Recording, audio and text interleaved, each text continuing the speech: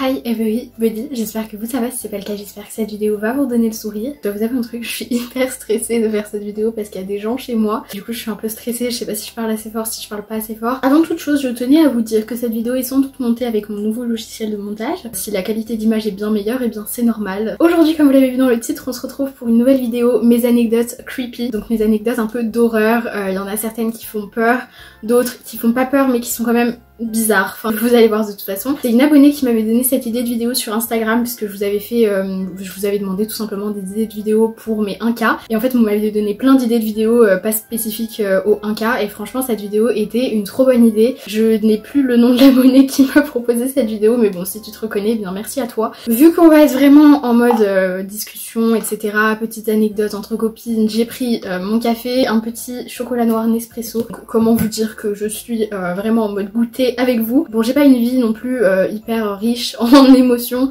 dans le sens où niveau horreur j'ai pas non plus 15 milliards d'anecdotes à vous raconter. J'ai jamais été en contact avec des esprits ou des choses comme ça, même si j'aimerais beaucoup parce que ça me passionne énormément. Et les choses les plus bizarres vraiment qui se soient passées dans ma vie, j'étais pas toute seule. Donc il y aura un épisode 2 à cette vidéo où je raconterai avec la personne en question. Là je vais vous raconter les anecdotes qui me sont arrivées à moi toute seule. Franchement je vous avoue que vous allez pas faire des cauchemars cette nuit après cette vidéo. On va commencer avec la première histoire.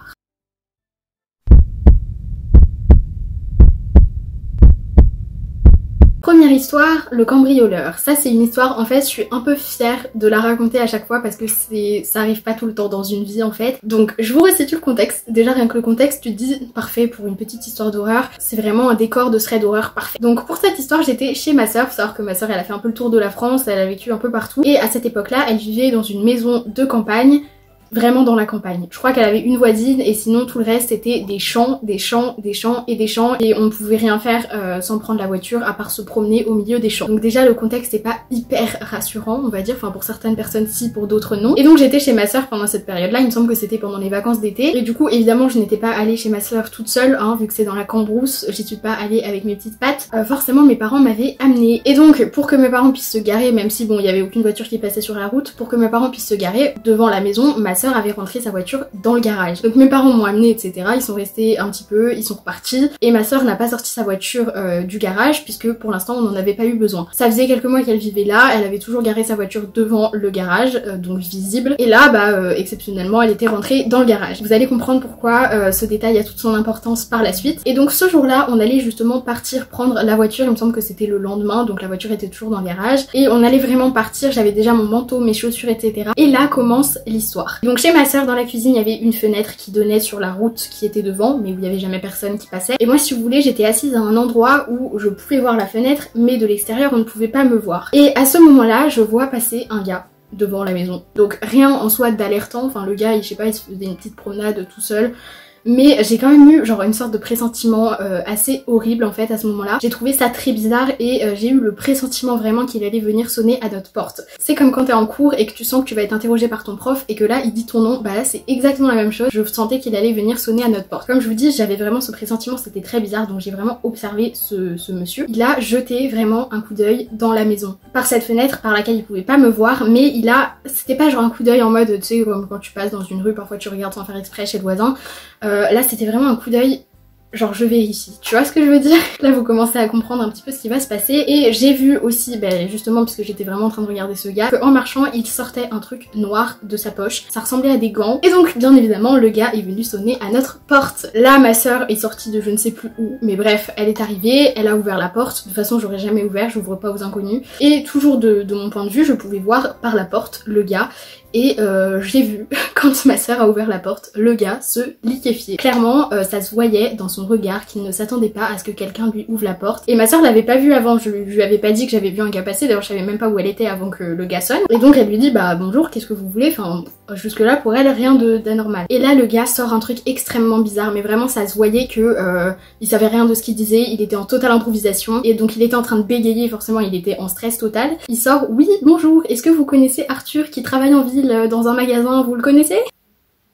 pardon. Et donc forcément ma soeur a dit non, on ne connaissait aucun Arthur qui travaillait en ville, il nous a même pas sorti de nom de famille, donc enfin c'était très bizarre, vraiment c'était extrêmement étrange. Et d'ailleurs dès que ma soeur a ouvert la porte, vu que je le voyais le gars, j'ai pu voir que le truc noir qu'il avait sorti c'était bien des gants noirs et qu'il les a rangés dans sa poche pratiquement au moment où ma soeur a ouvert la porte. Donc pour moi c'est sûr que ce gars c'était un cambrioleur, il n'y a aucune autre explication plausible. Comme par hasard il est arrivé juste le jour où ma soeur avait rangé sa voiture, donc il s'est dit il n'y a pas de voiture devant la maison, il n'y a personne dans la maison. Il faut savoir que la technique des cambrioleurs en gros c'est de sonner, forcément ils défoncent pas la porte directe, ils sonnent quand même toujours pour vérifier, pour être sûr qu'il y a vraiment personne. Et là du coup le gars c'est ce qu'il a fait, sauf que je pense qu'il s'attendait tellement à ce qu'il y ait personne qu'il avait pas préparé un texte à dire, et c'est pour ça qu'il nous a sorti oui bonjour est-ce que vous connaissez Arthur qui travaille en ville.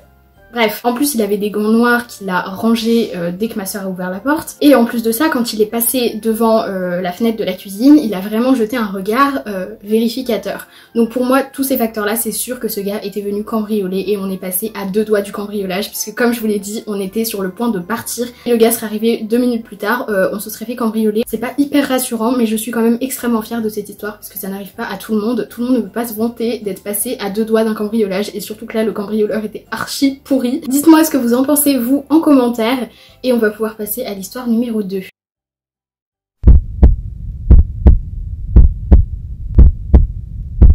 Cette histoire se déroule toujours chez ma soeur dans cette même maison de campagne, mais celle-là j'ai l'explication maintenant, c'est juste que sur le coup je crois que j'ai jamais eu aussi peur de ma vie, mais en soi vous allez voir il y a rien de paranormal etc. Donc on était chez ma soeur et comme c'était la période des vacances d'été, il me semble que ma soeur nous avait rejoint en vacances quelques jours avant et du coup elle avait laissé mon chat à la maison et elle avait acheté un distributeur de croquettes automatique. Et du coup moi quand je suis rentrée j'ai voulu voir ça, j'ai voulu voir le distributeur de croquettes automatique, voir comment ça marchait etc.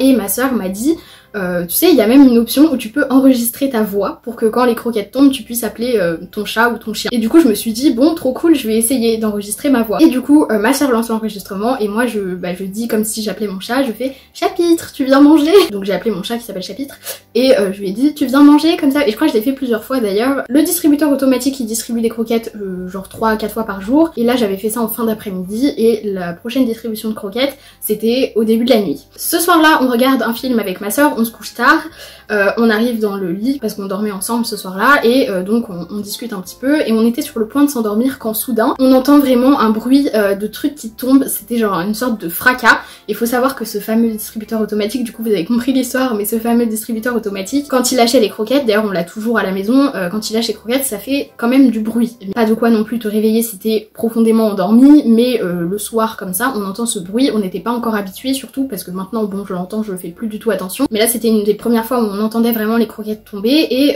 on savait pas du tout que c'était des croquettes. Sur le coup on s'est dit c'est quoi ce bruit, et juste après, et là vous allez comprendre pourquoi on s'est liquéfié, juste après on a entendu ma voix mais on n'a pas du tout compris que c'était ma voix puisque le distributeur était en bas, la chambre où on dormait était en haut, on n'entendait pas tout et en plus la machine avait de ouf modifié ma voix, enfin franchement ça faisait une voix pas du tout naturelle tu vois. Et là du coup on n'a pas compris ce qu'il disait mais on a bien compris l'intonation, c'était Chapitre, tu viens manger? Comment te dire que quand t'entends ça dans la nuit ça fait un peu flipper. On a juste eu trop peur, je me souviens qu'on s'est regardé, on s'est dit oh my god qu'est-ce qui se passe, c'est quoi ce bruit, et ça a mis une petite minute à remonter à notre cerveau et donc j'ai dit à ma soeur va tout de suite supprimer cet enregistrement, je ne veux plus jamais entendre ça de ma vie. J'ai eu vraiment super peur, c'était horrible mais en soi c'était juste le distributeur de croquettes qui a fait du bruit, rien d'effrayant non plus, mais en plus cette maison je sais pas elle me faisait peur, il y avait des escaliers qui grinçaient, voilà j'étais pas de ouf rassurée et là quand j'ai entendu ce bruit comment vous dire que j'ai eu archi peur et je pense que n'importe quelle personne à ma place aurait eu peur, mais bon maintenant ça me fait rire, ce qui n'est pas le cas des histoires suivantes.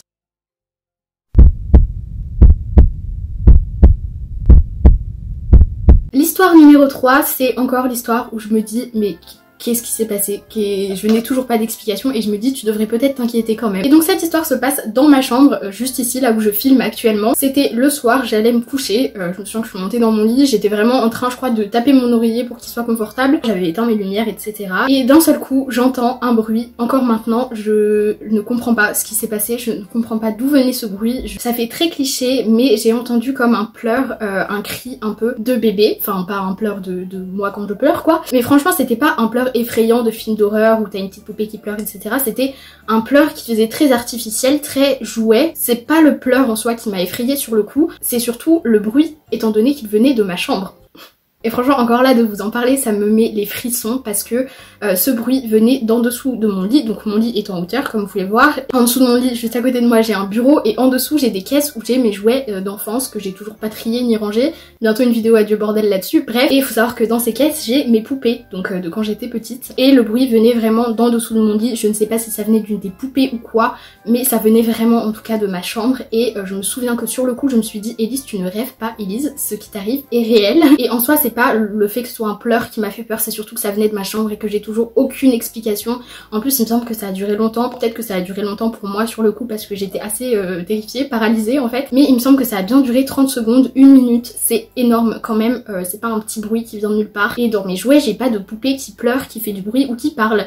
Donc vraiment je n'ai aucune explication concernant ce bruit, je peux juste vous dire que sur le coup j'étais paralysée. Encore vous allez voir dans l'histoire suivante, j'ai déjà eu des bruits et des trucs un peu bizarres qui sont passés dans ma chambre. Autant là un bruit aussi concret entre guillemets, oui j'ai mon chocolat dans la main, mais un bruit vraiment de pleurs comme ça j'avais jamais eu et là j'ai vraiment pas d'explication. Sur ce on va pouvoir passer, je crois que mon chocolat a fondu parce qu'il fait hyper chaud, mais on va pouvoir passer à l'histoire suivante.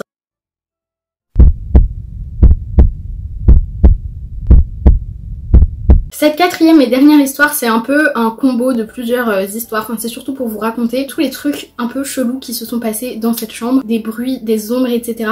Vraiment je sais pas si c'est que moi à qui ça arrive ce genre de choses, mais en plus de ce pleur de bébé il s'est passé des trucs un peu inquiétants dans ma chambre. Et maintenant j'ai plus du tout de problème dans ma chambre, même si l'histoire de la poupée c'est assez récent, je crois que c'était il y a quelques mois, mais je me souviens qu'à une période dans ma chambre j'avais trop peur tous les soirs de me coucher parce qu'il y avait des trucs hyper inquiétants.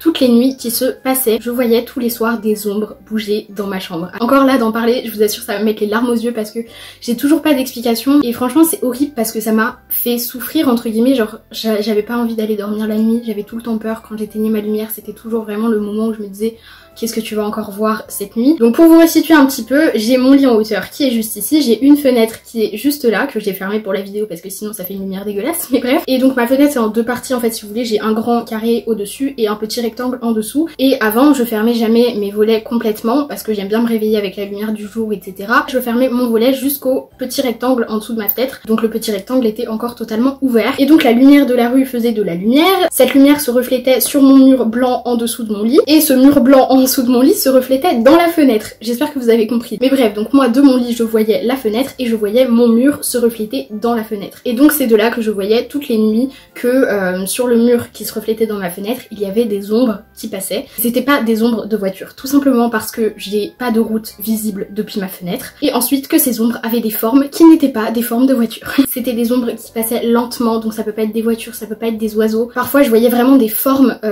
d'objets en fait. Je pense que ce serait un peu modifier la réalité que de me dire que c'était vraiment des ombres humaines parce qu'en soi j'en sais rien. Je pense qu'on se fait plein d'idées à cause des films d'horreur etc. Je pense pas que c'était des formes humaines non plus. J'ai jamais vu une forme vraiment avec une tête bien dessinée, des épaules etc. Mais je voyais quand même des ombres assez allongées et parfois je voyais des formes d'objets près de ces ombres comme si y avait quelqu'un qui les tenait. Voilà, bon après ça c'est peut-être mon cerveau qui a modifié tout ça, mais j'ai déjà vu des formes d'objets se balader sur mes murs. Donc encore une fois c'est pour ça que je vous dis que c'était pas des voitures, parce que je voyais des ombres parfois avec vraiment un carré dans les mains, enfin un carré ou un rectangle qui ressemblait un peu à un carnet ou à un livre. J'arrivais pas à dormir forcément parce que je guettais tout le temps, je pouvais pas fermer mes yeux alors que je voyais qu'il y avait des trucs qui bougeaient dans ma chambre, enfin c'était vraiment horrible. J'ai encore pas d'explication par rapport à ça, franchement je n'ai aucune explication. Je sais juste que ça s'est fini un jour, alors je ne sais pas pourquoi, je ne sais plus comment, je ne sais plus ce qui s'est passé. Peut-être qu'un jour tout simplement j'étais hyper fatiguée, je me suis endormie directement et après j'ai arrêté ma paranoïa par rapport à ça. Je me demande même si c'était pas mon esprit qui a créé tout ça, parce que j'étais dans une période où j'étais pas hyper bien dans ma vie, j'étais assez stressée et je pense que ça a joué aussi. Peut-être que voilà, tous les soirs mon cerveau il fatiguait un petit peu, il créait ces trucs qui me faisaient extrêmement peur. En plus de ça dans ma chambre j'ai toujours entendu des bruits, encore maintenant en fait, mais je pense qu'après ça c'est un peu normal, parfois j'entends des trucs qui cognent contre les meubles. C'est pas des bruits non plus hyper terrifiants, hyper forts, c'est juste que je pense que dans le silence que je fais quand je vais me coucher en fait, je pense qu'on entend un peu plus les bruits de meubles qui craquent avec l'usure, j'en sais rien, enfin bon j'ai pas de meubles usés non plus. Après c'est toujours des bruits sur le coup, tu te dis c'est quand même un peu bizarre, je vois pas d'où ça peut venir, je suis jamais morte à cause de ça donc tout va bien. Par contre il y a une autre période, il me semble que c'était un peu après cette histoire des ombres, ça c'est un truc encore une fois qui m'a longtemps empêché de dormir et là au lieu de me terrifier ça m'énervait plus qu'autre chose. Si vous voulez pendant super longtemps longtemps dans ma chambre j'ai eu une horloge qui faisait du bruit, donc chaque seconde faisait un clac, clac, clac. Donc à force tu t'habitues, tu dors très bien avec, etc.